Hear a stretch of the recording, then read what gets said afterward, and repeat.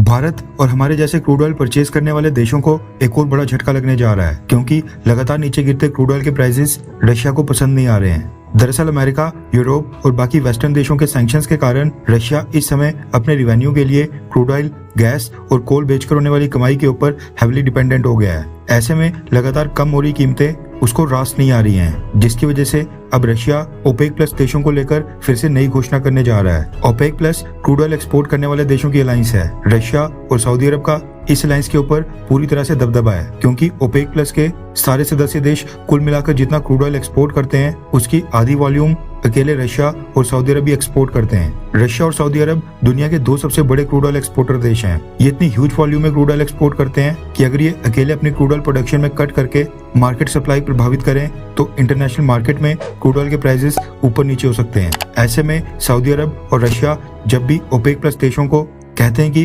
Production को कम करें या फिर बढ़ाएं, तो बाकी सभी देश क्रूड ऑयल एक्सपोर्टर देश हैं जो सऊदी अरब और रशिया की कॉल को रिस्पॉन्ड करते हैं, यानी इनकी बात मानते हैं। जब प्रोडक्शन कट के कारण मार्केट में सप्लाई ज्यादा और क्रूड ऑयल की डिमांड आर्टिफिशियल तरीके से बढ़ती है तो क्रूड ऑयल के दाम भी बढ़ते हैं। ओपेक प्लस देश हर महीने की स्टार्टिंग में एक मीटिंग करते हैं और अगले महीने में कितना क्रूड ऑयल प्रोड्यूस करना है इस बात की सहमति बनाई जाती है। ट्रैक किया जाता है कि जो पिछला टारगेट रखा था वो मीट हुआ है या फिर नहीं। पिछले कुछ हफ्तों में क्रूड ऑयल के प्राइसेस काफी डाउन आ गए थे। भारत जैसे देश जहां पर राहत की सांस ले रहे थे, वहीं रशिया को ये पच नहीं रहा है, जिसके बाद रशिया ने क्रूड ऑयल के प्राइसेस दोबारा से बढ़ाने का फैसला किया है। रेफरेंस के लिए आपकी स्क्रीन के ऊपर oilprices.com के आर्टिकल का स्क्रीनशॉट है, जिसके मुताबिक रशिया ने अगली ओपेक प्लस मीटिंग में क्रूड ऑयल प्रोडक्शन में कट करने का प्रपोजल देने का फैसला किया है। अब हुआ क्या कि 5 अक्टूबर को ओपेक प्लस देशों की फिर से मीटिंग होने वाली है, जिसमें ये सब देश मिलकर ये डिसाइड करेंगे कि बाकी देशों को कितना क्रूड ऑयल एक्सपोर्ट करना है, कितना प्रोड्यूस करना है और कितना नहीं। Brent crude oil